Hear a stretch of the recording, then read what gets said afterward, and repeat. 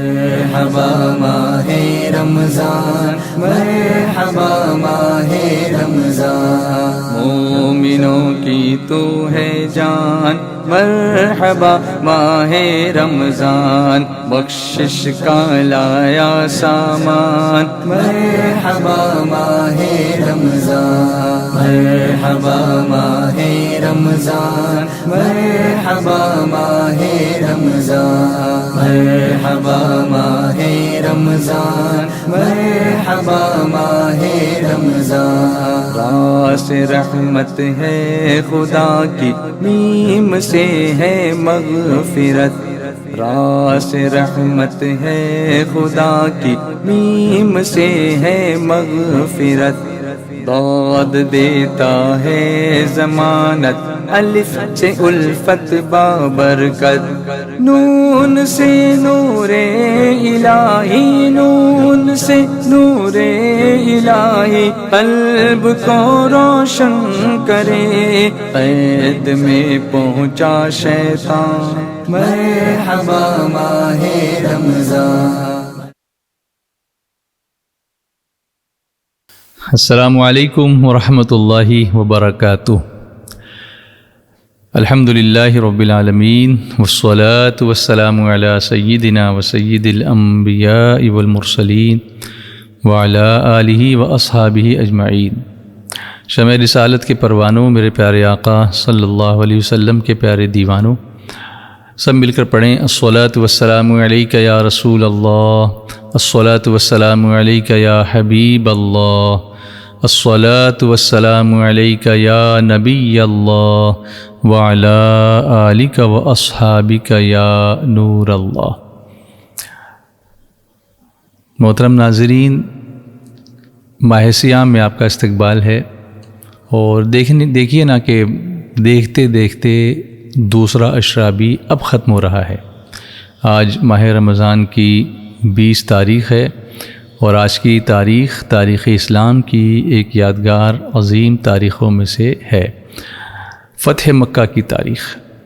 آپ جانتے ہیں کہ ہجرت کرنے کے بعد اللہ کے رسول صلی اللہ علیہ وسلم سن 6 ہجری میں عمرے کے ارادے سے مکہ مکرمہ تشریف لائے تھے، لیکن پھر انہیں عمرہ کرنا میسر نہیں ہوا، کچھ حالات ایسے بنے، پھر صلح حدیبیہ ہوئی، اور پھر حضور صلی اللہ علیہ وسلم نے اللہ کے حکم سے سن 8 ہجری میں ایک لشکر جرار کے ساتھ مکہ مکرمہ میں داخلہ فرمایا، اور اللہ نے اس کو قرآن پاک میں بیان فرمایا، جس کا بیان ہم انشاءاللہ ہمارے محترم مولانا مشتاق نجمی صاحب سے سنیں گے۔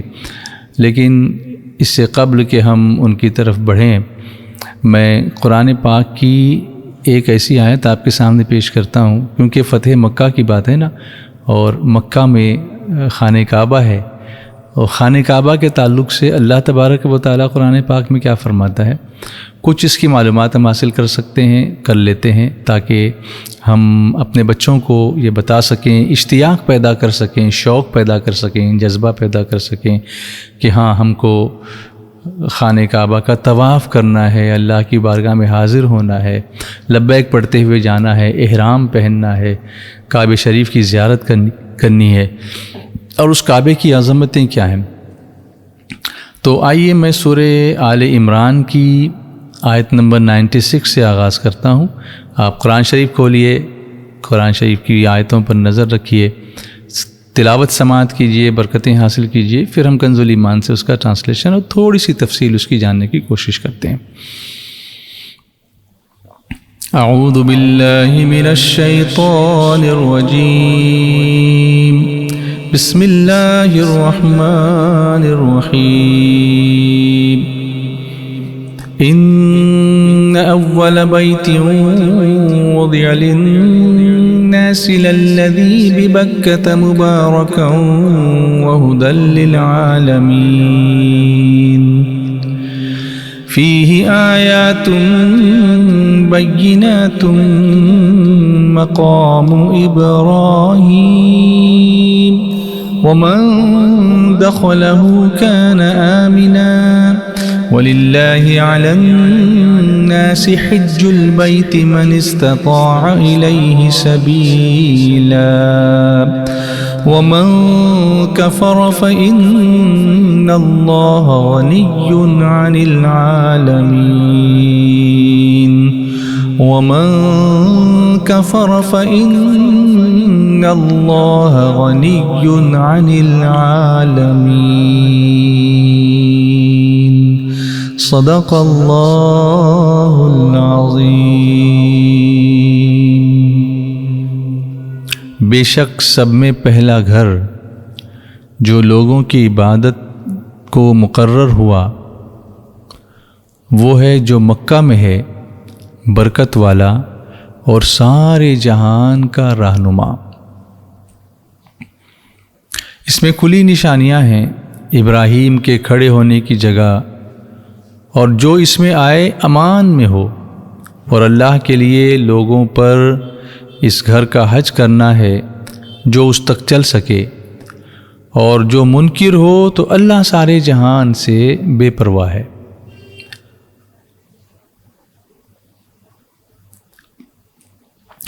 یہودیوں نے کہا تھا کہ ہمارا قبلہ یعنی بیت المقدس یا بیت المقدس کعبہ سے افضل ہے، یہ انہوں نے کہا تھا، کیونکہ یہ گزشتہ انبیاء کرام علیہم الصلاۃ کا قبلہ رہا ہے اور یہ خانہ کعبہ سے پرانا ہے۔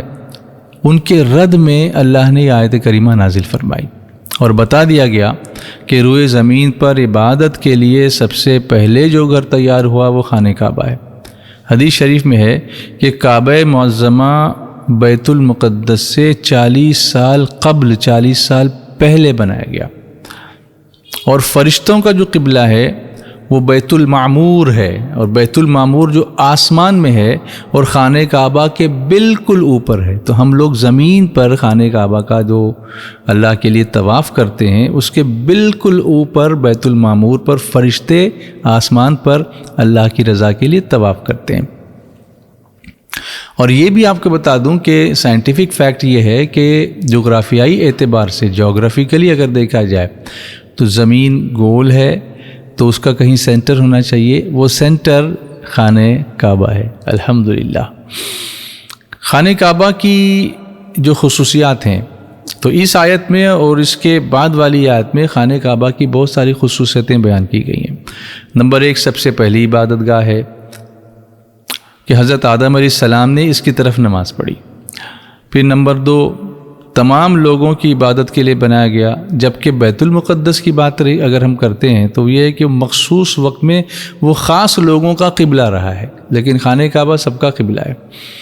پھر یہ مکہ معظمہ میں واقع ہے جہاں ایک نیکی کا ثواب 1 لاکھ کے برابر ہے، سبحان اللہ۔ پھر اس کا حج فرض کیا گیا،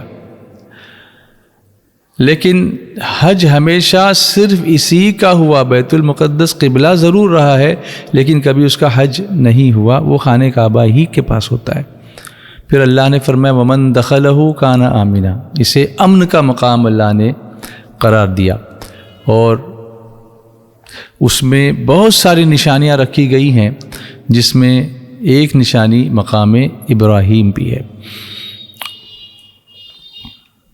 جیسے اللہ نے اگلی آیت میں فرمایا فیہ آیاتم بینات، اس میں کھلی نشانیاں ہیں۔ تو یہ نشانیاں خانہ کعبہ کی حرمت پر، خانہ کعبہ کی عظمت پر دلالت کرتی ہیں۔ اس میں سے ایک نشانی جو ہم آپ سب آبزرو کر سکتے ہیں، اللہ ہم سب کو حاضری نصیب فرمائے تو ہم اپنی آنکھوں سے دیکھیں گے کہ پرندے کبھی بھی کعبہ شریف کے اوپر نہیں بیٹھتے۔ حالانکہ پرندوں کو جب وہ پرواز کر رہے ہوتے ہیں، فلائی کر رہے ہوتے ہیں، تو ان کی ایک جبلت ہوتی ہے، ایک فطرت ہے کہ whenever they see something to sit they سٹ، وہ ریسٹ کرنے کے لیے کہیں آگے بیٹھ جاتے ہیں۔ لیکن خانہ کعبہ کی دیوار پر یا چھت پر آپ نے کبھی کوئی پرندہ بیٹھا ہوا نہیں دیکھا ہوگا۔ تو جب پرواز کرتے ہوئے آتے ہیں تو ادھر ادھر ہٹ جاتے ہیں، اور جو پرندے بیمار ہوتے ہیں وہ اپنا علاج اسی طرح کرتے ہیں کہ وہ خانہ کعبہ کے گرد کی جو ہوائیں چلتی ہیں نا، ان ہواؤں میں سے وہ گزر جاتے ہیں، اسی سے انہیں شفا ہوتی ہے۔ اسی طرح سے جو وحشی جانور ہیں جیسے شیر، چیتا وغیرہ ہیں، اس طرح کے جو جانور ہیں، یہ ایک دوسرے کو حرم کی جو حدود ہیں اس کے اندر within the boundaries of حرم وہ ایک دوسرے کو ایذا نہیں دیتے، تکلیف نہیں دیتے۔ حتیٰ کہ اس سرزمین میں کتے ہرن کے شکار کے لیے نہیں دوڑتے۔ ابھی تو خیر یہ اربنائزیشن ہو گیا ہے، بڑی بڑی بلڈنگیں بن گئی ہیں، تو نہ وہاں ہرن نظر آتے ہیں نہ کتے نظر آتے ہیں، لیکن جس وقت ایسا نہیں تھا اور سب طرف جنگل جیسا معاملہ ہو رہا ہوگا، تو اس وقت بھی کتے ہرن کے شکار کے لیے اس کے پیچھے نہیں دوڑتے اور وہاں شکار نہیں کرتے، اتنی امن والی جگہ ہے۔ اسی طرح سے خانہ کعبہ کے اندر ایک مقناطیسیت ہے، ایک میگنیٹزم ہے، لوگوں کے دل اس کی طرف کھینچے چلے جاتے ہیں، اس کی طرف نظر کرنے سے آنسو نکلنے لگتے ہیں۔ اور جیسا کہ حدیث پاک کا مفہوم ہے کہ خانہ کعبہ پر جب پہلی نظر پڑتی ہے تو اس وقت جو دعا مانگی جائے وہ قبول ہوتی ہے۔ ہمیں چاہیے کہ دعا تو مانگیں، اس کے ساتھ سب سے پہلے جب خانہ کعبہ پر نظر پڑیں تو اللہ اکبر لا الہ الا اللہ واللہ اکبر یہ پڑھیں۔ دیکھیے آپ کو کیسی کیفیت محسوس ہوگی، جو ابھی آپ محسوس کر رہے ہیں، جو اس پار کا جب یہ عالم ہے اس پار کا عالم کیا ہوگا۔ سبحان اللہ سبحان اللہ۔ پھر تو کیفیت یہ ہوگی کہ حیرت سے خود کو کبھی دیکھتا اور دیکھتا ہوں کبھی میں حرم کو، حیرت سے خود کو کبھی دیکھتا اور دیکھتا ہوں کبھی میں حرم کو، لایا کہاں مجھ کو میرا مقدر، لایا کہاں مجھ کو میرا مقدر۔ اللہ اکبر اللہ اکبر اللہ اکبر اللہ اکبر۔ کعبے کی رونق کعبے کا منظر، کعبے کی رونق کعبے کا منظر۔ اللہ اکبر اللہ اکبر اللہ اکبر اللہ اکبر۔ حمد خدا سے تر ہے زبانیں، حمد خدا سے تر ہے زبانیں، کانوں میں رس گھولتی ہیں اذانیں۔ حمد خدا سے تر ہے زبانیں، کانوں میں رس گھولتی ہیں اذانیں، بس ایک صدا رہی ہے برابر، اللہ اکبر اللہ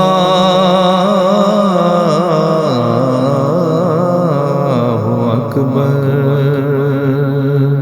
ہر شب جمعہ کو اولیاء اللہ کی روحیں اس کے ارد گرد حاضر ہوتی ہیں، یہ بھی خانہ کعبہ کی فضیلت۔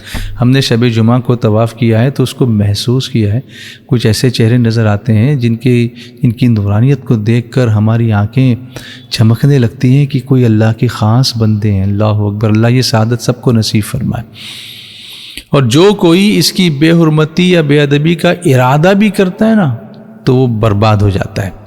تو ان آیات میں مقام ابراہیم وہ چیزیں ہیں جن کا آیت میں بیان فرمایا گیا۔ مقام ابراہیم یعنی ابراہیم علیہ السلام کے کھڑے ہونے کی جگہ، یہ وہ پتھر ہے جس پر حضرت ابراہیم علیہ السلام کعبہ شریف کی تعمیر کے وقت کھڑے ہوتے تھے۔ یہ پتھر خانہ کعبہ کی دیواروں کی اونچائی کے مطابق خود بخود اونچا ہوتا چلا جاتا تھا، یہ معجزہ تھا۔ پھر اس میں حضرت ابراہیم علیہ السلام کے قدم مبارک کے نشان بن گئے، جو بہت سارا زمانہ گزرنے کے باوجود ابھی تک وہ کچھ تو اس کی برکتیں نظر آتی ہیں۔ اور اس سے معلوم ہوا کہ جس پتھر سے پیغمبر کے نبی کے قدم چھو جائیں وہ متبرک ہو جاتا ہے، وہ شاعر اللہ یعنی اللہ کی نشانی بن جاتا ہے، آیت اللہ بن جاتا ہے۔ اللہ تعالیٰ فرماتا ہے ان الصفا والمروۃ من شعائر اللہ، بے شک صفا اور مروہ اللہ کی نشانیوں میں سے ہیں۔ حضرت ہاجرہ کے قدم پڑ جانے سے وہ شاعر اللہ بن گئے، تو حضرت ابراہیم علیہ السلام کی قدموں کی برکت سے یہ پتھر بھی شاعر اللہ میں سے ہوگا۔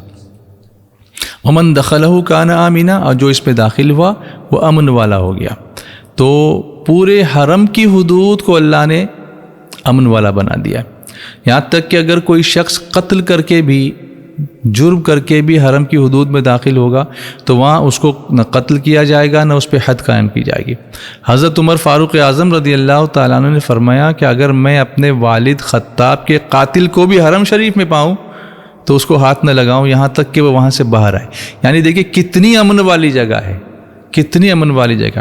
اب حرم سے مراد صرف وہ مسجد حرام نہیں ہے، بلکہ اس کے ارد گرد کئی کلومیٹر پھیلا ہوا وہ علاقہ ہے جسے نشانیاں لگا کے حدود حرم کر کے وہ لکھا ہوا ہوتا ہے، جہاں اس کو لوگ جو حج کو عمرہ کرنے جاتے ہیں تو اس کی پہچان ان کو ہو جاتی ہے۔ اور عمرہ کرنے کے لیے اگر مکے میں آپ گئے تو آپ کو عمرہ کرنے کے لیے اگر آپ کو احرام باندھنا ہے تو حدود حرم سے باہر جا کر احرام باندھنا ہوتا ہے، اسی لیے ہم مسجد عائشہ جاتے ہیں جو مکے والوں کی میقات ہے، اور اس کے بعد اس میں حج کی فرضیت ہے۔ تو اب ہم آگے بڑھتے ہیں، اور مولانا مشتاق نجمی صاحب جو سنجان میں اس وقت گجرات میں امامت کے اور خطابت کے فرائض انجام دے رہے ہیں، بہترین عالم ہیں، علماء نجمیین میں سے ہیں، ان کی طرف بڑھتے ہیں۔ لیکن اس سے پہلے ایک ایسی آواز کو ہم سنیں گے جس کو سنیں گے تو ہم چونک جائیں گے کہ قاری ریاض الدین صاحب پھر آ گئے۔ اللہ اللہ اللہ اللہ، قاری صاحب نے ایسی یادگاریں چھوڑی ہیں کہ وہ یادگاریں ہم بھلا نہیں سکتے۔ لیکن ایک بھائی بھی انہوں نے چھوڑا ہے جن کو سنتے ہیں تو قاری ریاض الدین صاحب یاد آ جاتے ہیں۔ قاری غوث محمد صاحب سے میں گزارش کرتا ہوں کہ وہ تشریف لائیں، اور اس پرسوز آواز میں جو ان کے بھائی قاری مرحوم ریاض الدین صاحب کی یاد ہمیں دلاتی ہے، اس آواز میں جو بھی نعت شریف وہ پیش کرنا چاہتے ہیں پیش فرمائیں، اور پھر مولانا مشتاق نجمی صاحب سے ہم فتح مکہ کی باتیں سماعت کریں۔ الصلاۃ والسلام علیک یا رسول اللہ وعلی آلک واصحابک یا حبیب اللہ صلی اللہ تعالی علیہ وسلم۔ صلی اللہ علیہ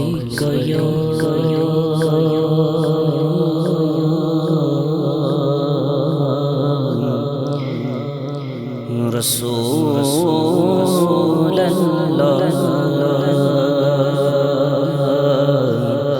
وسلم علیک یا حبیب اللہ۔ صلی اللہ علیہ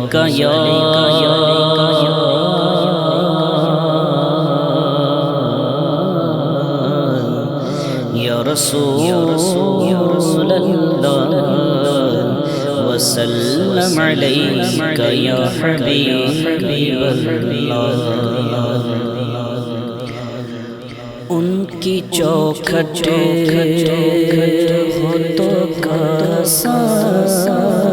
بھی بڑا سجتا ہے،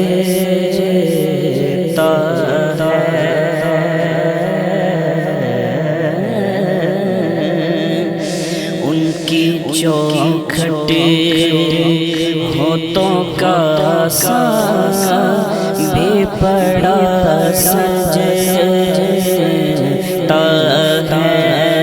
ان کی چوکھٹ ہاتھوں کا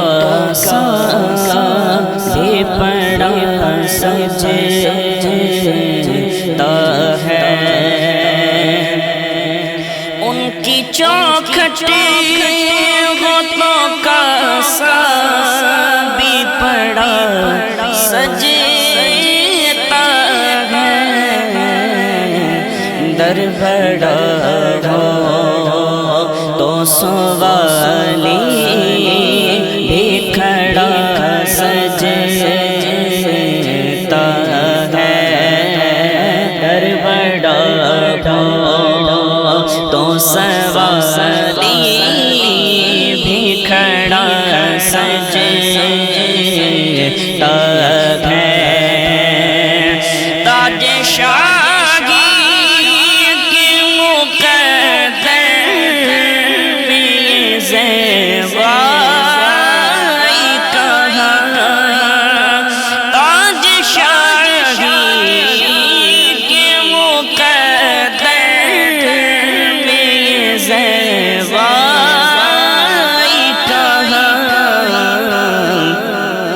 جس قدر ان کی غلامی کا کڑا سجتا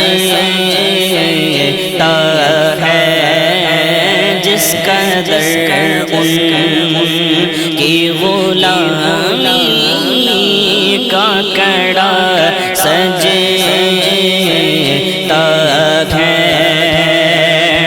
اور سرور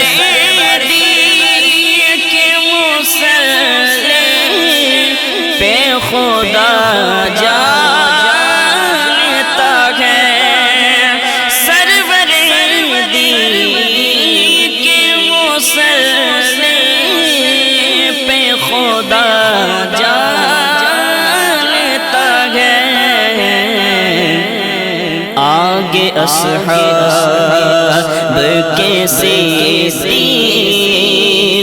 کھڑا سجتا ہے، آگے اصحاب کے صدیق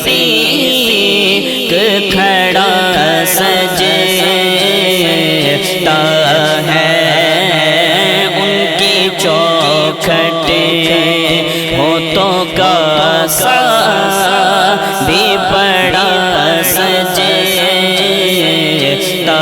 ہے، اور یہ غلامی کبھی کم نہیں ہونے دیتی، یہ غلامی کبھی کم نہیں ہونے دیتی، ان کا نوکر ہو تو شام میں کھڑا سجتا ہے، ان کا نوکر ہو تو شام میں کھڑا سجتا ہے، ان کی چوکھٹ ہونٹوں کا سا بھی بڑا سجتا ہے، اور مجھ کو کہتے گئے سب اہل محبت سرور، مجھ کو کہتے گئے سب اہل محبت سرور، نعت کا نغمہ تیرے لب پہ بڑا سجتا ہے، نعت کا نغمہ تیرے لب پہ بڑا سجتا ہے، ان کی چوکھٹ ہونٹوں کا سا بھی بڑا سجتا ہے، در بڑا ہو تو سوالی بھی کھڑا سجتا ہے۔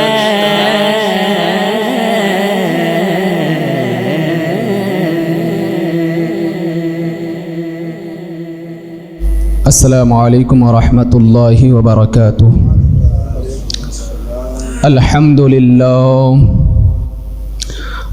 للہ الذی کفى وسلام علی عباده الذین اصطفى، اما بعد فاعوذ باللہ من الشیطان الرجیم، بسم اللہ الرحمن الرحیم۔ اذا جاء نصر اللہ والفتح ورأيت الناس يدخلون في دين الله أفواجا فسبح بحمد ربك واستغفره إنه كان توابا، صدق الله العلي العظيم۔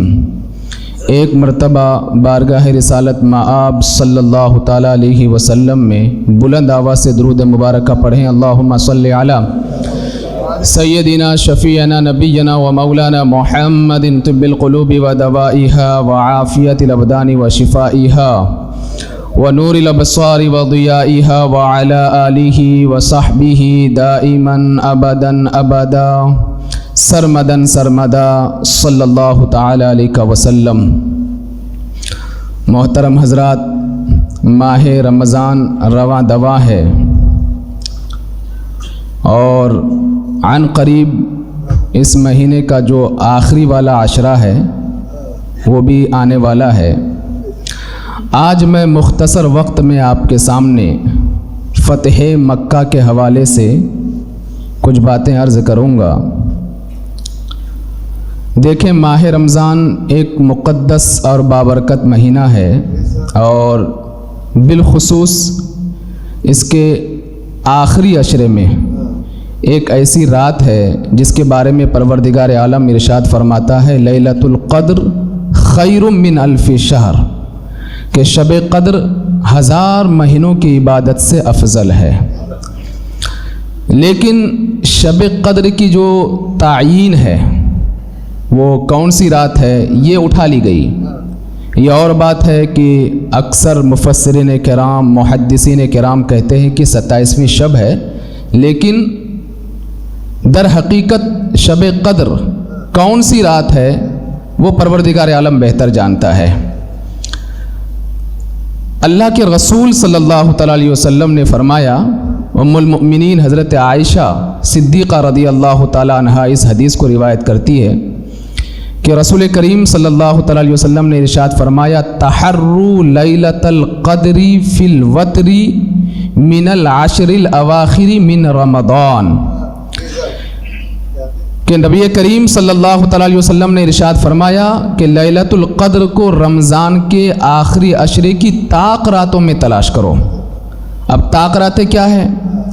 یعنی طاق راتوں سے مراد یہ ہے 21ویں شب، 23ویں، 25ویں، 27ویں اور 29ویں شب۔ ان راتوں میں زیادہ سے زیادہ عبادت کرو۔ ان طاق راتوں میں سے کوئی ایک رات شب قدر ہے۔ اب یہ طاق راتوں میں سے ایک رات میں شب قدر کیوں ہے، اس کے پیچھے بڑی حکمتیں ہیں، انشاءاللہ کبھی اس پر بھی گفتگو ہوگی۔ بہرحال تو شب قدر کے حوالے سے اللہ کے رسول صلی اللہ تعالیٰ علیہ وسلم نے فرمایا کہ طاق راتوں میں اسے تلاش کرو۔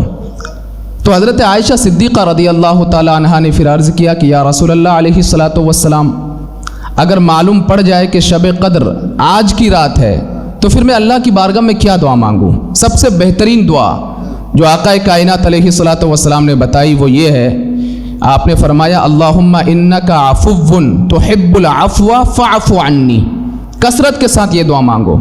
اس کا ترجمہ یہ ہے کہ پروردگار عالم تو معاف فرمانے والا ہے،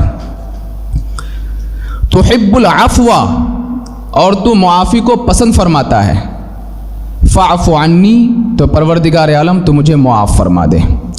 تو شب قدر کو طاق راتوں میں تلاش کرنے کا حکم اللہ کے رسول صلی اللہ تعالیٰ علیہ وسلم نے ہمیں عطا فرمایا ہے۔ فتح مکہ کے حوالے سے کچھ باتیں میں آپ کے سامنے عرض کروں۔ ہجرت کے جو 8ویں سال ہے، ماہ رمضان کا مہینہ تھا، اس میں کائنات نے، پوری دنیا نے، بلکہ آسمان و زمین نے فتح کا ایک ایسا منظر دیکھا جس کی مثال دنیا میں نہیں ملتی۔ اب اس فتح مکہ کے اسباب کیا ہے، اس کے نتائج کیا ہے، اور فتح مکہ کی وجہ سے اسلام کو کتنا فائدہ ہوا، یہ 2-4 باتیں میں آپ کے سامنے رکھنے کی کوشش کروں گا۔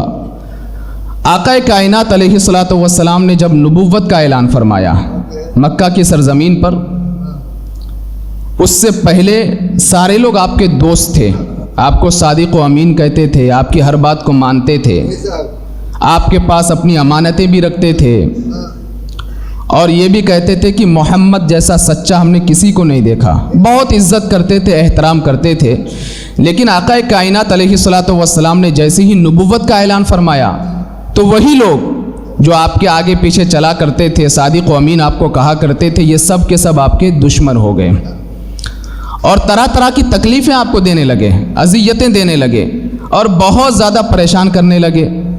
وقت گزرتا گیا, لیکن جب مکہ کے کفار نے ظلم و زیادتی کی حدیں پار کر دی, بہت زیادہ تکلیفیں دینے لگے, تو اللہ کے رسول صلی اللہ تعالی وسلم کو حکم ہوا کہ اب مکہ سے مدینہ ہجرت کر کے چلے جائیں.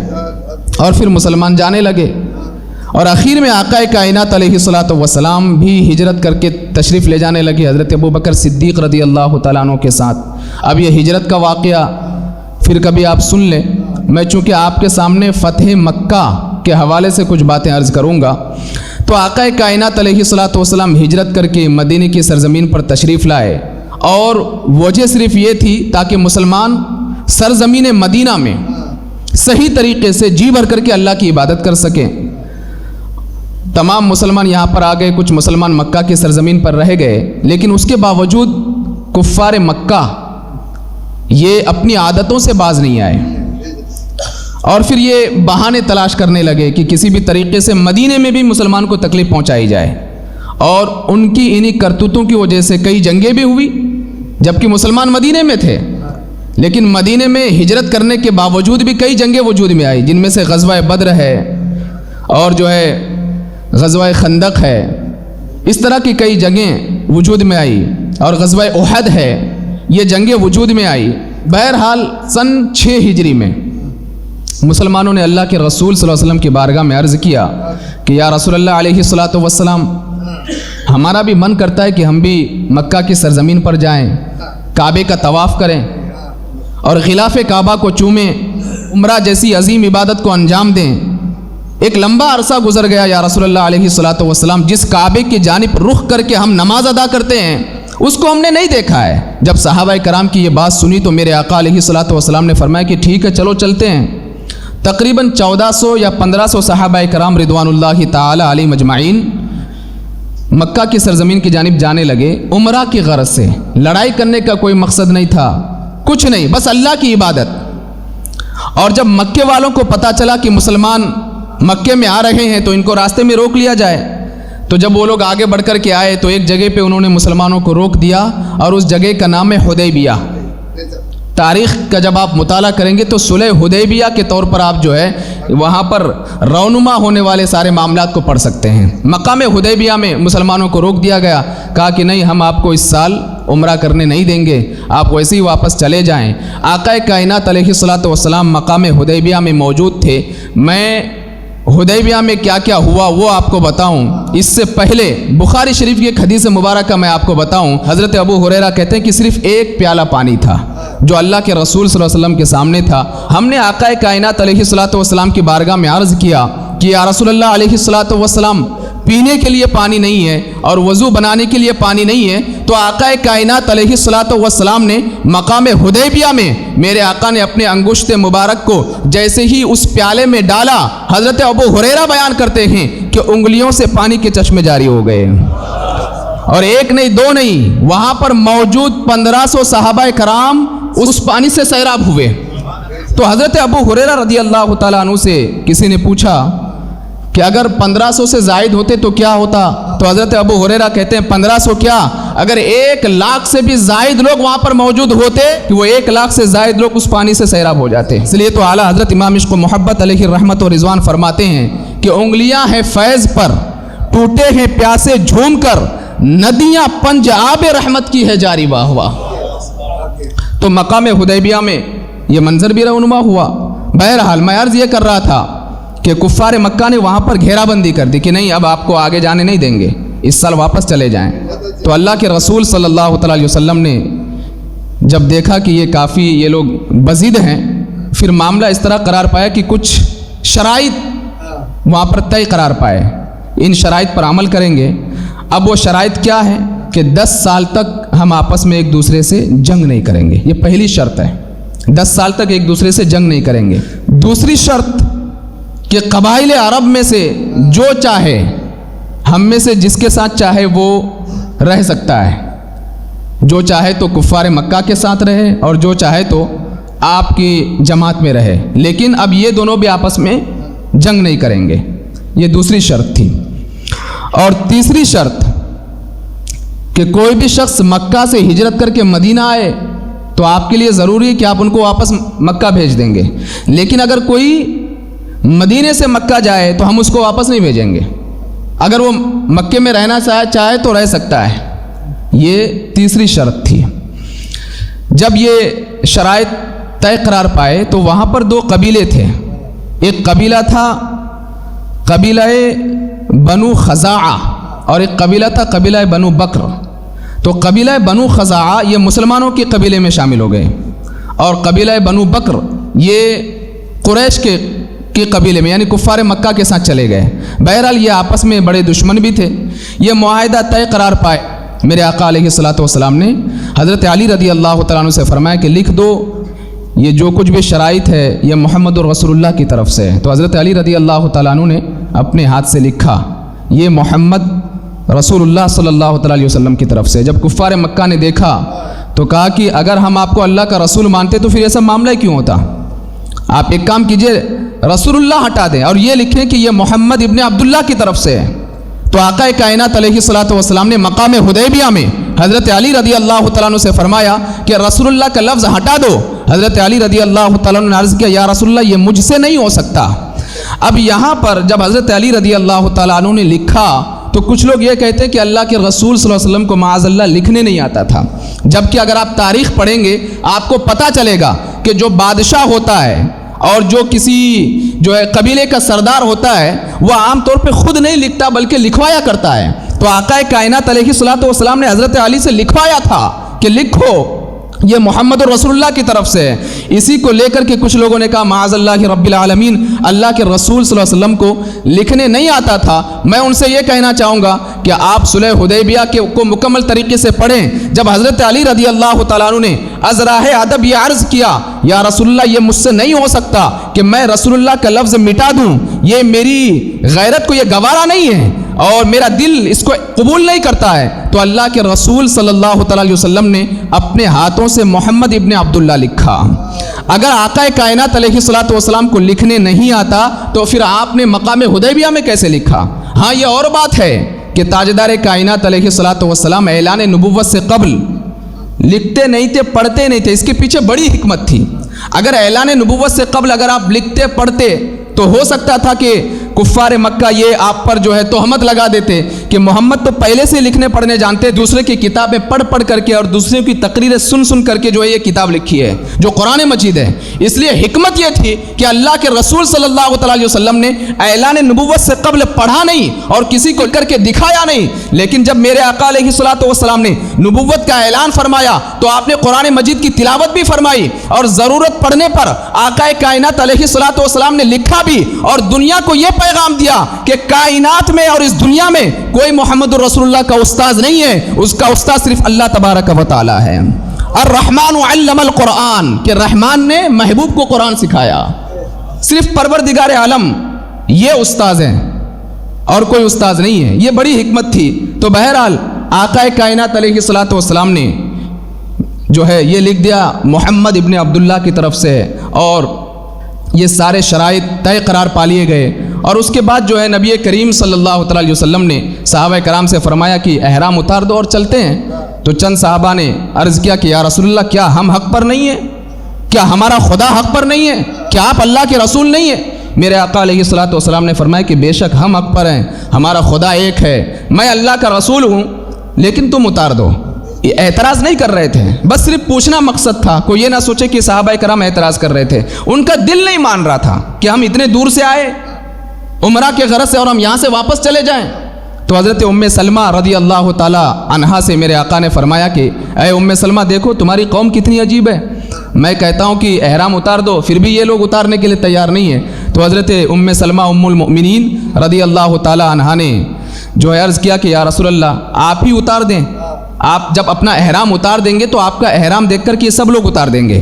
تو اللہ کے رسول صلی اللہ تعالیٰ علیہ وسلم نے احرام اتار دیا اور میرے آقا علیہ الصلوۃ والسلام مقام حدیبیہ سے واپس مدینے کی سرزمین پر آ گئے۔ اور جب تاجدار کائنات علیہ الصلوۃ والسلام وہاں سے واپس آنے لگے تو پھر یہ سورہ مبارکہ نازل ہوئی اذا جاء نصر اللہ والفتح वराअयत अन्नास यदखुलूना फी दीनिल्लाहि अफ़वाजा, कि आका कायनात अलैहिस्सलातु वस्सलाम जब वापस आ रहे थे तो गोया कि मेरे आका दिल ही दिल में मुस्कुरा रहे थे कि अन करीब वो मंजर भी आने वाला है कि जब मोहम्मदुर रसूलुल्लाह फातिह मक्का की हैसियत से मक्का की सरजमीन पर दाखिल होगा।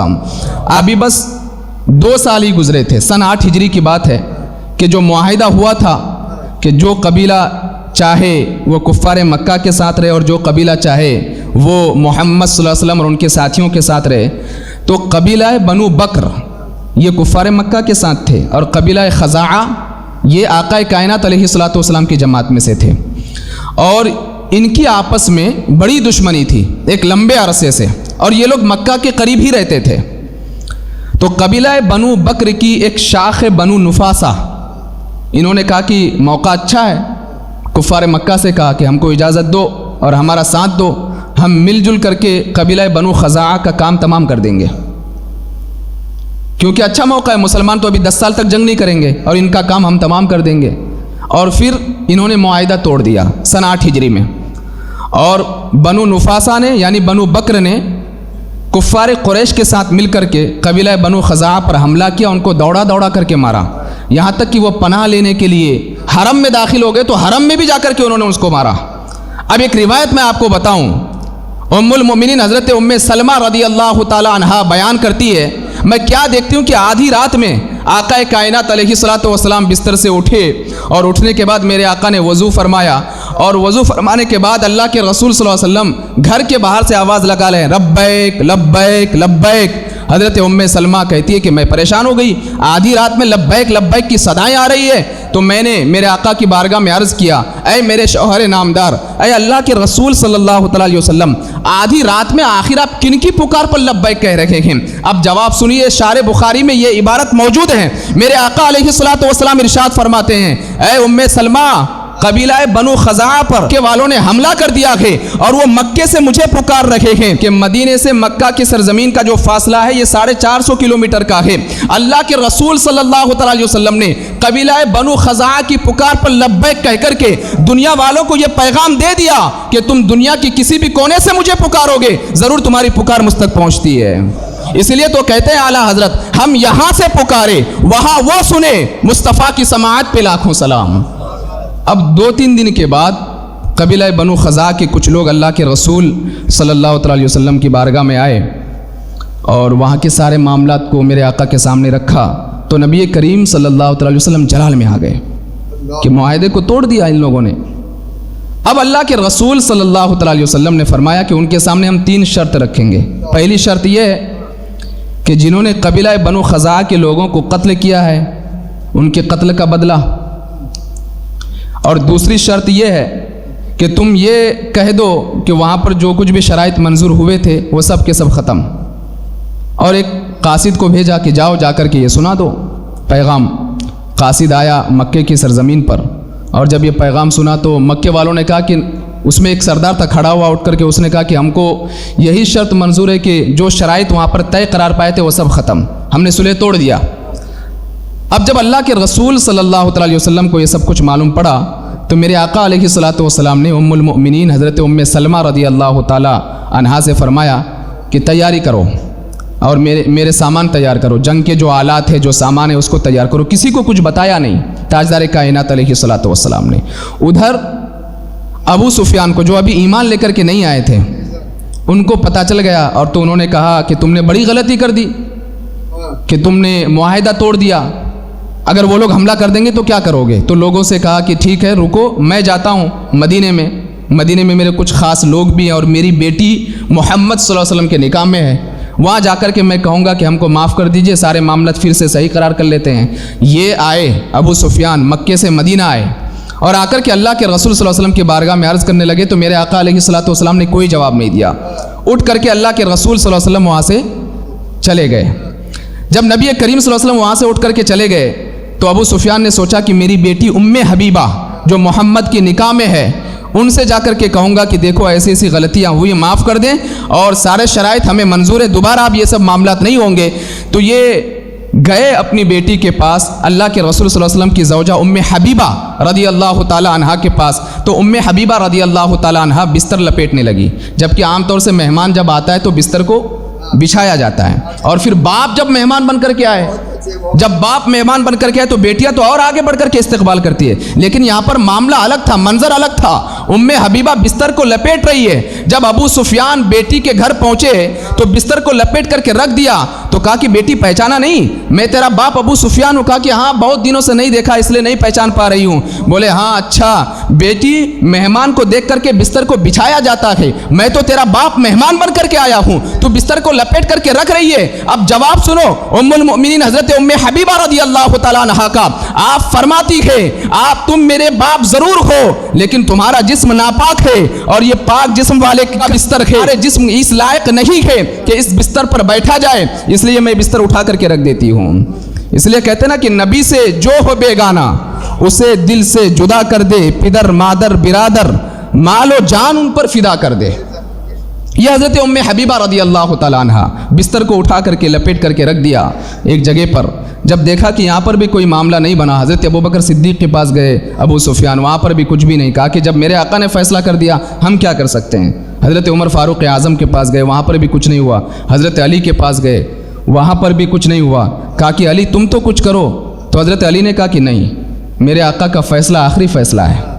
हाँ, इतना मैं तुमको मशवरा दे सकता हूँ कि तुम जाकर के मस्जिद नबवी में ऐलान कर दो कि जो कुछ भी हमसे गलती हुई हम अपनी गलती पर माफ़ी चाहते हैं और वो सारे शराइत हमें दोबारा मंजूर हैं जो शराइत मकाम हुदैबिया में करार पाए थे, ये ऐलान कर दो, शायद कोई रास्ता निकल जाए। हज़रत अली ने मशवरा दिया और अबू सुफियान ने मस्जिद नबवी में आकर के यह ऐलान किया और उसके बाद अबू सुफियान वहाँ से चला गया। अभी ये ईमान नहीं लाए थे, मक्का की सरजमीन पर चला गया। इधर आका कायनात अलैहिस्सलातु वस्सलाम ने जो है हज़रत उम्मे सलमा रदियल्लाहु ताला अन्हा से फरमाया कि जंग की तैयारी करो और सामान जो मेरे हैं उन सबको तैयार करो। और दिगर सहाबा कराम में भी ऐलान फरमा दिया। लेकिन किसी को कुछ भी नहीं पता था कि कहाँ जाना है। ये हिकमत थी अल्लाह के रसूल सल्लल्लाहु अलैहि वसल्लम की, इसे पोशीदा रखना चाहते थे। किसी को कुछ भी नहीं पता कि कहाँ जंग के लिए जाना है, किधर जाना है, क्यों जंग की तैयारियाँ की जा रही है, किस मुल्क में जाना है या किस करिया में जाना है या किस शहर में जाना है, कुछ भी नहीं पता।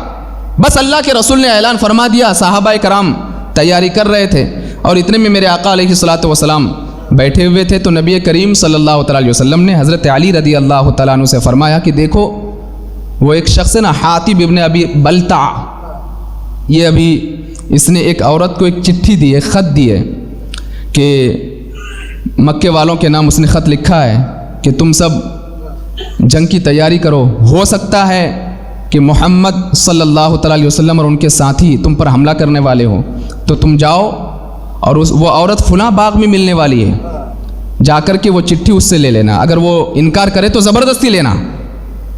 ये मेरे आका अलैहिस्सलातु वस्सलाम का इल्म गैब है, किसी ने कुछ कहा नहीं, बताया भी नहीं। हातिब इब्न अबी बलता रदियल्लाहु ताला अन्हु ये बदरी सहाबी हैं, इन्होंने ख़त लिख करके, चिट्ठी लिख करके एक औरत के ज़रिए से मक्के वालों को भेजा। हज़रत अली रदियल्लाहु ताला अन्हु अपने चंद साथियों के साथ गए घोड़े पर सवार होकर के, तो उसी जगह पर वो औरत मिली जहां अल्लाह के रसूल सल्लल्लाहु अलैहि वसल्लम ने बताया था। ये बुखारी शरीफ की हदीस है, उसी जगह पर मिली। और जब उसने इनकार किया तो हज़रत अली ने तलवार निकाल ली कि अगर तूने नहीं बताया तो मैं तेरे सर को तन से जुदा कर दूंगा। फिर उसने अपनी चोटी से वो चिट्ठी निकाल करके हज़रत अली रदियल्लाहु ताला अन्हु के हाथ में दिया। हज़रत अली रदियल्लाहु ताला अन्हु वो ख़त लेकर के आए और हातिब इब्न अबी बलता को बुलाया और बुला करके कहा कि क्या वजह है कि तुमने मक्के वालों के नाम पैगाम लिखा कि मोहम्मद और उसके साथी जंग करने वाले, आखिर वजह क्या है। उन्होंने अर्ज़ किया, या रसूलल्लाह मुझे माफ़ फरमाएं, मुझे तो पता है कि अगर आप उनसे जंग करेंगे तो उनको शिकस्त होगी, फतेह आपको होगी, इज़्ज़त अल्लाह ने आपको अता फरमाई, सारी चीज़ें सही है, लेकिन या रसूलल्लाह मैंने सिर्फ ये इसीलिए किया कि मेरे ख़ानदान के कुछ लोग मक्के में हैं, मेरे ख़ानदान के कुछ लोग मक्के में वो सिर्फ तन्हा हैं और यहाँ पर जितने लोग हिजरत करके आए हैं तो उनके कोई ना कोई रिश्तेदार जो मक्के में है तो उनके अजीज़ व अकारिब भी है, उनकी हिफाजत हो जाती है। बस मुझे डर ये था कि कहीं मक्के वाले मेरे घर वालों पर हमला ना कर दे, तो मैं ये चिट्ठी लिख करके भेज दिया, शायद वो चिट्ठी पढ़ेंगे तो उनको मेरे लिए हमदर्दी होगी, तो मेरे घर वाले जो मक्के की सरजमीन पर हैं उन पर कभी हमला नहीं करेंगे। अल्लाह के रसूल सल्लल्लाहु अलैहि वसल्लम ने फरमाया, ऐ परवरदिगार आलम हातिब इब्न अबी बलता को माफ़ फरमा, क्योंकि बदरी सहाबा के हवाले से परवरदिगार आलम ने नबी करीम सल्लल्लाहु अलैहि वसल्लम को ये पैगाम सुनाया था कि अल्लाह तबारक व तआला इनकी सारी ख़ताओं को माफ़ फरमा देता है। आने वाली ख़ताएँ भी और जो गुज़िश्ता उन्होंने ख़ताएँ की परवरदिगार आलम सब पर पर्दा डाल देगा। ये बदरी सहाबा को ये फजीलत हासिल थी। बहरहाल تو حضرت آقا کائنات علیہ الصلوۃ والسلام نے صحابہ کرام کو فرمایا کہ چلو تیاری کرو، اور سب نکلے. الگ الگ قبیلے کے لوگ بھی آئے. تقریباً 12,000 کا لشکر جرار تیار ہوا. آئے تھے تو صرف ایک کے ساتھ حضرت سیدنا ابوبکر صدیق رضی اللہ تعالیٰ عنہ، لیکن 2 سال کے عرصے میں اتنی برکتیں ہوئی کہ 12,000 میرے آقا کے غلام بن گئے. 12,000. اور پھر جب یہ جانے لگے آقا کائنات علیہ الصلوۃ والسلام 12,000 کے لشکر جرار کے ساتھ، اور جاتے جاتے ابھی مکہ سے چند میل دور، ایک روایت کے مطابق 1 میل اور ایک روایت کے مطابق 2 میل کی دوری پر تھے. آپ نے شام کے وقت میں تمام لوگوں میں اعلان فرما دیا کہ سب لوگ اپنے لیے الگ الگ طریقے سے چولہا جلاؤ. الگ الگ طریقے سے سارے لوگوں نے اپنے اپنے طور پر چولہے جلائے. مکے میں جو کفار تھے وہ رات میں نکلے. انہوں نے دیکھا کہ مکے کے باہر اتنی آگ، اتنا بڑا لشکر آیا ہوا ہے. وہ دل ہی دل میں ڈر گئے کہ آخر ہونے والا کیا ہے. جب ان کو پتا چلا کہ یہ کوئی اور نہیں بلکہ یہ مدینے سے آنے والے محمد اور ان کے ساتھی ہے، یہ اور زیادہ ڈر گئے. اب مکے کی سرزمین پر اللہ کے رسول صلی اللہ تعالیٰ علیہ وسلم کے چچا حضرت عباس بن عبد المطلب رضی اللہ تعالیٰ عنہ رہتے تھے. وہ ایمان لے کر کے بھی آ گئے تھے، وہ وہاں پر موجود تھے. جب صبح کی سفیدی نمودار ہوئی وہ آئے اور انہوں نے سارا معاملہ معلوم کیا. تو آقا کائنات علیہ الصلوۃ والسلام کی بارگاہ میں حضرت عباس نے عرض کیا کہ یا رسول اللہ علیہ الصلوۃ والسلام، آپ ابو سفیان کو پناہ دے دیں. ہوتا یہ تھا جنگ کا ایک رول آپ کو بتاؤں پہلے، کہ جس کے لیے پناہ کا لفظ استعمال ہو جاتا پھر اس پر حملہ نہیں کیا جاتا تھا. جیسے کہ دونوں فریق آپس میں آمنے سامنے ہو اور اس میں سے ایک شخص آگے بڑھے، کہا کہ مجھے پناہ دو، میں کچھ عرض کرنا چاہتا ہوں، اور پھر وہ بغیر خوف کے آگے بڑھ جاتا. یہ ایک رول تھا جنگ کا، اور اس کو توڑتے نہیں تھے عرب والے.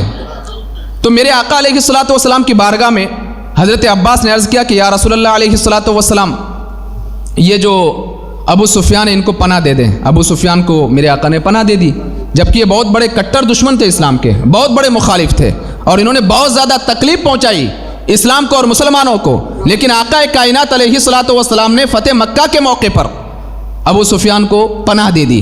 اب یہ ابو سفیان آئے اور بیٹھے اور انہوں نے سارے حالات کا جائزہ لیا، اور جائزہ لینے کے بعد انہوں نے دل ہی دل میں سوچا کہ بہتر یہی ہے کہ میں اسلام کو قبول کر لوں. تو میرے آقا کے بارگاہ میں گئے تو اللہ کے رسول صلی اللہ علیہ وسلم نے ارشاد فرمایا کہ اے ابو سفیان، کیا ابھی بھی کوئی شک ہے ایک خدا ہونے پر؟ کیا ابھی بھی کوئی شک ہے کہ میں اللہ کا رسول نہیں ہوں؟ کیا ابھی بھی تم کو کوئی شک ہے؟ اتنا سننا تھا. ابو سفیان قدموں میں گرتا اور کلمہ پڑھ کر کے مشرف با اسلام ہو جاتا ہے. اسلام کے آغوش میں آ گئے یہ ابو سفیان. اور جب یہ اسلام کے آغوش میں آئے تو میرے آقا علیہ الصلوۃ والسلام نے حضرت عباس سے فرمایا کہ ابو سفیان کو تھوڑا ہمارے لشکر کا جو ہے نا جائزہ کراؤ تاکہ پتہ چلے. تو حضرت عباس ہاتھ پکڑ کر کے ابو سفیان کا لے کر کے آئے. تو الگ الگ قبیلے تھے، قبیلے کے حساب سے لوگ گروہ بندی میں تھے.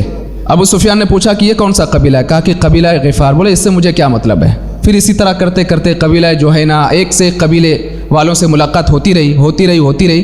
پھر انصار کے قبیلے کو دیکھا جس میں بڑے جاں باز صحابہ تھے، اور پرچم تھا حضرت سعد ابن عبادہ کے ہاتھ میں. تو حضرت سعد ابن عبادہ نے کہا اے ابو سفیان، الیوم یوم الملحمہ، آج تو بدلے کا دن ہے، آج ہم چھوڑیں گے نہیں تم لوگوں کو. بہت تکلیف پہنچائی تھی تم لوگوں نے ہم لوگوں کو، بہت اذیتیں دی تھی نا، آج نہیں چھوڑیں گے تم کو. اللہ اکبر. جب ابو سفیان نے یہ سنا تو فوراً میرے آقا کی بارگاہ میں عرض کیا یا رسول اللہ، وہ انصار کا پرچم جس کے ہاتھ میں نا سعد ابن ابی عبادہ، اس نے مجھے دھمکی دی آج نہیں چھوڑیں گے. تو اللہ کے رسول صلی اللہ علیہ وسلم نے فوراً فرمایا کہ سعد نے غلطی کی، آج بدلے کا دن نہیں ہے، آج کعبے کو عزت بخشنے کا دن ہے، آج معافی کا دن ہے، آج بھائی چارگی کا دن ہے. اور پھر اللہ کے رسول صلی اللہ علیہ وسلم نے حضرت سعد ابن ابی عبادہ سے فرمایا کہ اب انصار کا پرچم تمہارے ہاتھ میں نہیں ہوگا، اور لے کر کے ان کے بیٹے کے ہاتھ میں تھما دیا. اور پھر وہ منظر بھی دیکھا کہ اللہ اکبر. آقا کائنات علیہ الصلوۃ والسلام نے فوراً اعلان فرمایا حضرت خالد کے دستے سے کہ خالد آج تلوار نہیں اٹھانا.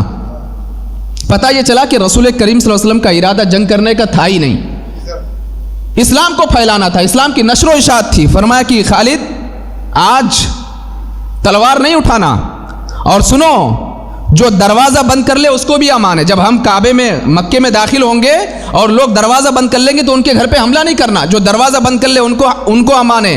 جو حرم میں آ جائے ان کو امان ہے. جو تلوار رکھ دے ان کو امان ہے. تو حضرت عباس نے کان میں عرض کیا کہ یا رسول اللہ یہ جو ابو سفیان ہے نا یہ بڑا سردار آدمی تھا, یا رسول اللہ یہ چاہتا ہے کہ اس کا نام استعمال ہو, تو یا رسول اللہ اس کے بارے میں بھی کچھ فرما دے. تو میرے آقا نے فرمایا سنو, جو ابو سفیان کے گھر میں پناہ لے اور داخل ہو جائے اس کے لیے بھی امان ہے. اتنا سننا تھا کہ ابو سفیان خوش ہو گیا. ابھی میں اسلام قبول کیا لیکن مجھے اتنی عزت دی جا رہی ہے.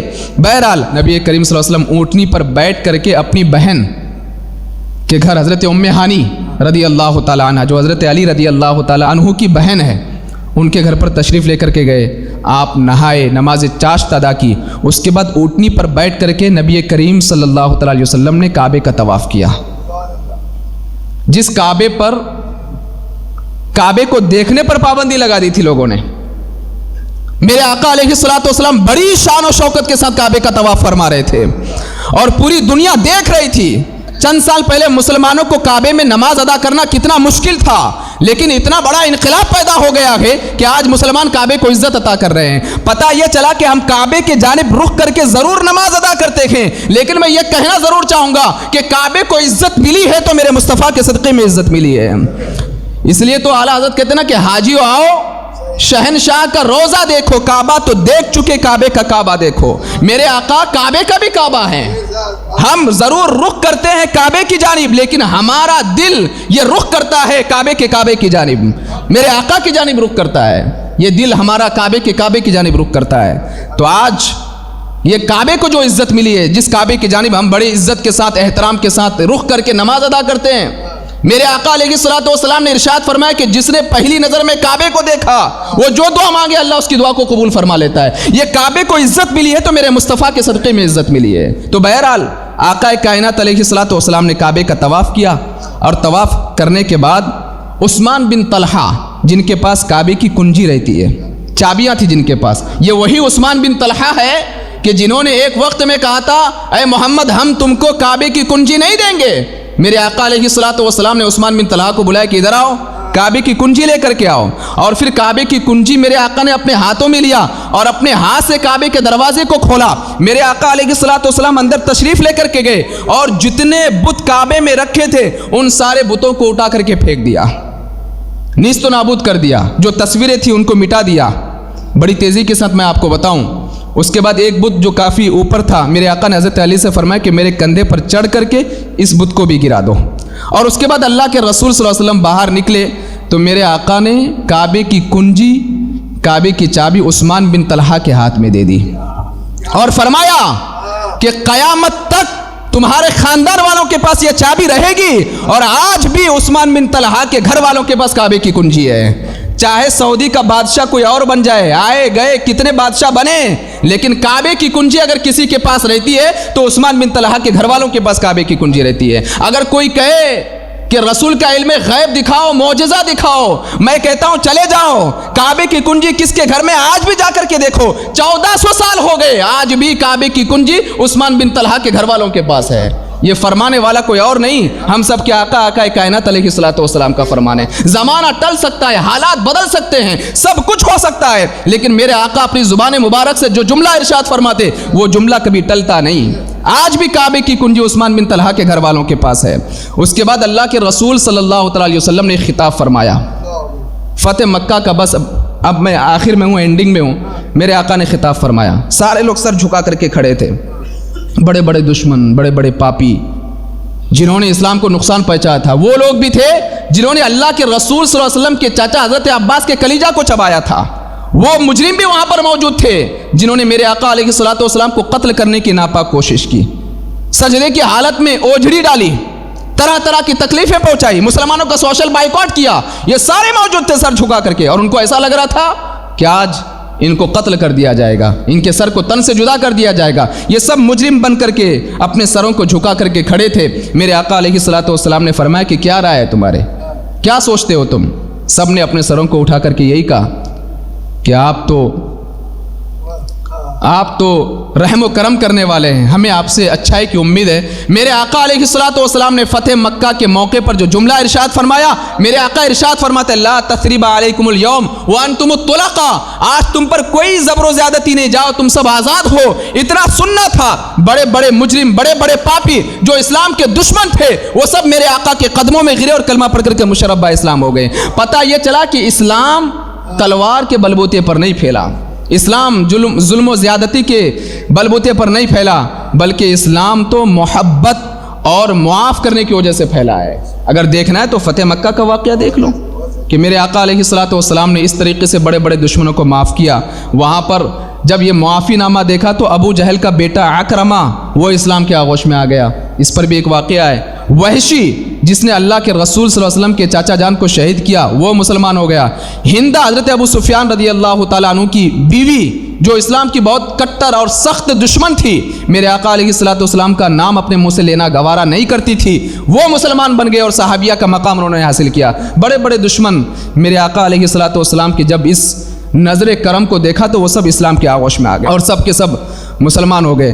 کہنے کا مقصد یہ ہے کہ اللہ کے رسول صلی اللہ تعالیٰ علیہ وسلم جب مکہ سے ہجرت کر کے گئے تھے تو اس وقت مسلمانوں کی تعداد بہت کم تھی، لیکن چند سالوں میں اسلام کو ایسا عروج ملا اور مقام حدیبیہ میں پروردگار عالم نے جو مژدہ سنایا تھا اذا جاء نصر اللہ والفتح ورأیت الناس يدخلون فی دین اللہ افواجا، اللہ تبارک و تعالیٰ نے فتح مکہ کی صورت میں ایک بہترین تحفہ امت مسلمہ کو عطا فرمایا، لوگ جوق در جوق اسلام میں داخل ہوتے رہے۔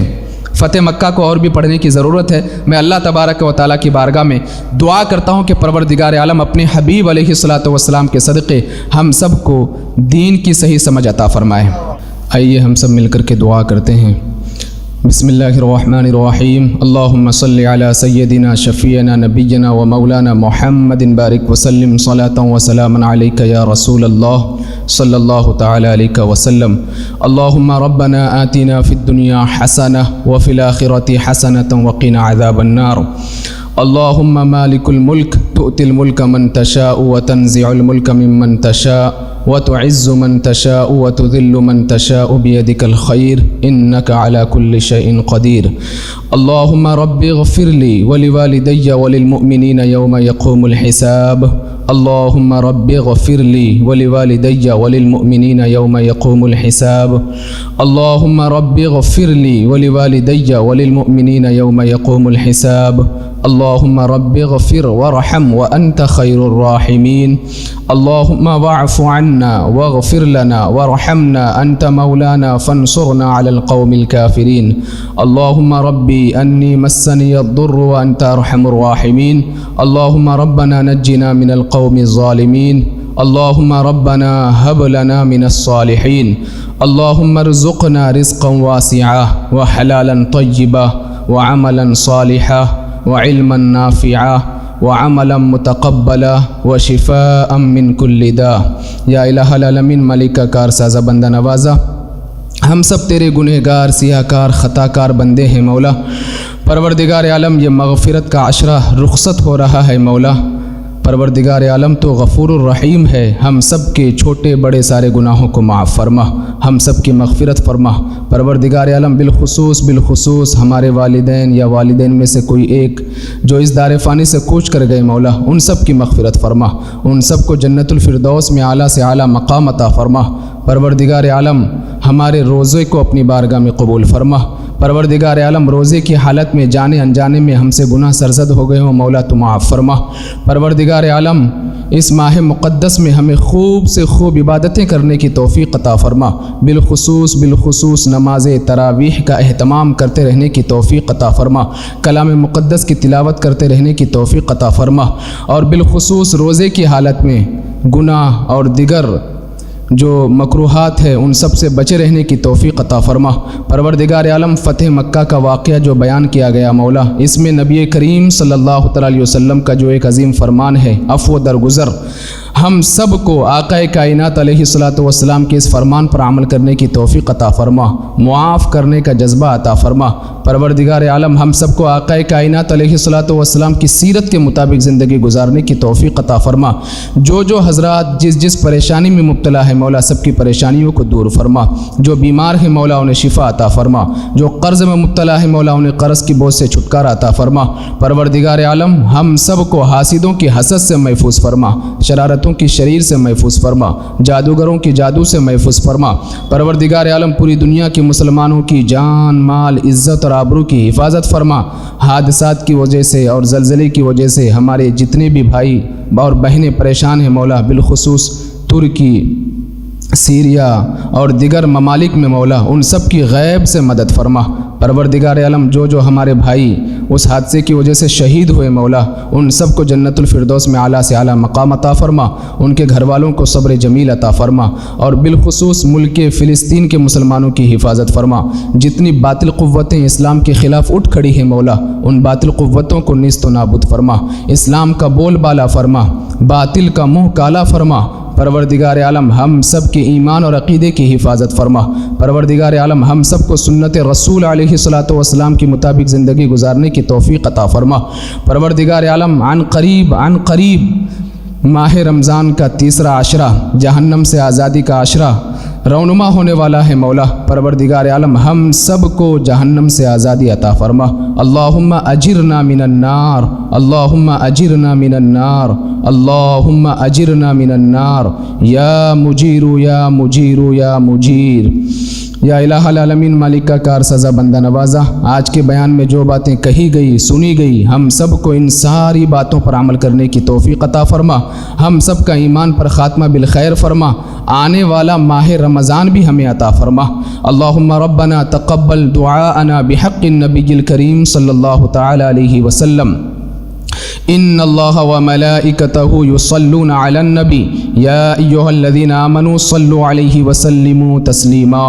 اللہم صل علی سیدنا شفیعنا نبینا ومولانا محمد بارک وسلم صلاۃ وسلاما علیک یا رسول اللہ صلی اللہ تعالی علیہ وسلم، وافوض امری الی اللہ ان اللہ بصیر بالعباد برحمتک یا ارحم الراحمین۔ مرحبا ماہ رمضان، مرحبا ماہ رمضان۔